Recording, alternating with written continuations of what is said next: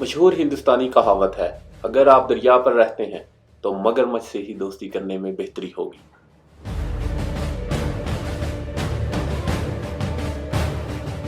अस्सलाम वालेकुम नाज़रीन, आप देख रहे हैं सियासी सफ़र और आज हम बात करेंगे हिंदुस्तान और चाइना के बारे में। हिंदुस्तान और चाइना दोनों हमसाया मुल्क हैं, पर टेक्निकली दोनों मुल्कों के बॉर्डर पर 500 से ज़ायद हिमालय की चोटियां हैं जो 2400 किलोमीटर तक फैली हुई हैं। हिमालय के इन चोटियों पर मुकम्मल कंट्रोल करना दोनों मुल्कों के लिए नामुमकिन है, लिहाजा दोनों मुल्क एक दूसरे पर डोमिनेट होने के लिए छोटी मोटी झड़पें करते रहते हैं। इस सरहदी इलाका में दोनों चाइनीज़ और इंडियन क्लेम करते हैं कि ये इलाका उनका है। ये सरहदी इलाका गैरबाद है, कुछ जगह से कुछ सड़कें बनी हुई हैं। ये सरहदी तनाज़ा ब्रिटिश दौर से चलता आ रहा है। 1947 से पहले ब्रिटिश ने इस इलाका के कुछ नक्शे भी बनवाए थे ताकि इस इलाका के मुस्तकिल बुनियादों पर कोई ना कोई हल निकाला जा सके, पर हिमालय की बुलंदों वाला चोटियों पर यह काम मुमकिन ना हो सका। मौसम के बदलने से इस इलाका के ग्लेशियर्स पिघलते रहते हैं, जिनकी बिना पर दरिया अपना रुख बदलते रहते हैं।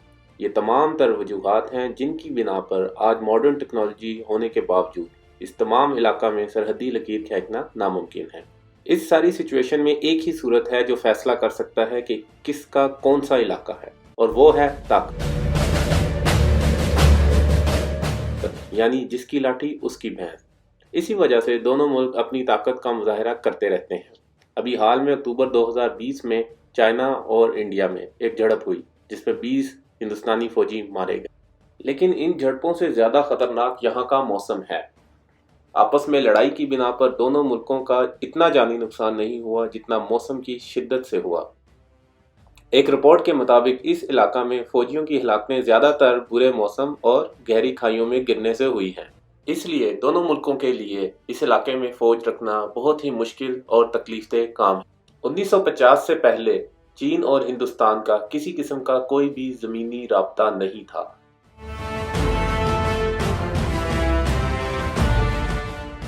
अक्टूबर 1950 को चाइना ने तिब्बत पर हमला कर दिया और ताकत के जोर पर तिब्बत पर काबिज हो गया, और इस तरह चाइना, हिंदुस्तान, पाकिस्तान, नेपाल, भूटान जैसे ममालिक की सरहद तक पहुंच गया।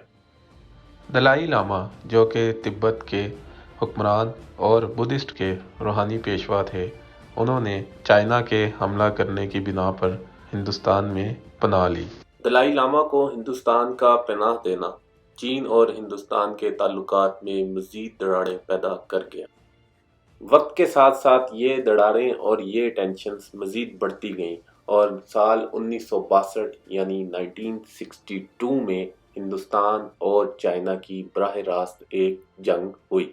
इस जंग में हिंदुस्तानी फौजी बड़ी दलेरी से लड़े, मगर तादाद में कम होने की बिना पर हिंदुस्तान को एक दफ़ा मुँह की खानी पड़ी और चाइना ने जल्द ही हिंदुस्तान के बहुत सारे इलाका पर कब्जा कर लिया। नेहरू, जो कि उस वक्त 1962 में हिंदुस्तान के वज़ीर आज़म थे, उन्होंने हिंदुस्तान की बिगड़ती सूरत हाल देखते हुए अमेरिका का दरवाज़ा खटखटाया। अमेरिकन प्रेसिडेंट ने हिंदुस्तान की मदद की यकीन दहानी कराई और अपने बहरी बेड़े को हिंदुस्तानी समंदर के अंदर दाखिल कर दिया। ये चीन को खुल्म खुली धमकी थी कि अगर चीन ने अपनी कार्रवाइयाँ ना रोकी तो अमेरिका हिंदुस्तान की मदद को पहुँचेगा।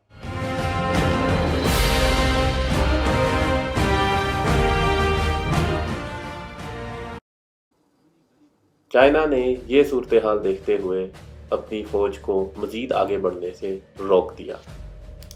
अमेरिका की फुल सपोर्ट को देखते हुए चाइना ने अपनी मज़ीद कार्रवाइयाँ रोक दी और एक जंग बंदी तय पा गई। 1962 के बाद 1962 के बाद मज़ीद किसी किस्म की कोई भी बराह रास्त फुल स्केल वॉर चाइना और हिंदुस्तान में नहीं हुई, लेकिन छोटी मोटी झड़पें अभी भी जारी रहती हैं। उस वक्त की हिंदुस्तानी हुकूमत ने एक और गलती की।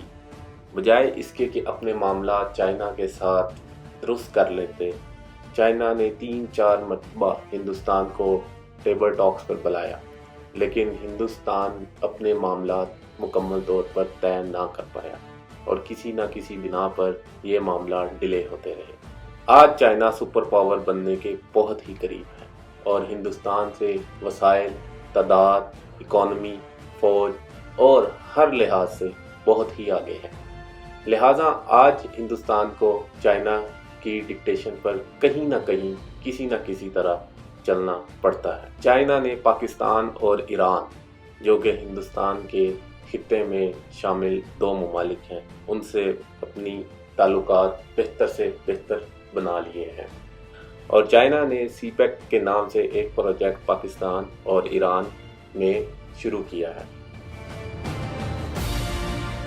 اس طریقے سے ہندوستان چائنا کے گھیرے میں آتا جا رہا ہے، اور یہ ہندوستان کے لیے بہت ہی خطرناک بات ہے۔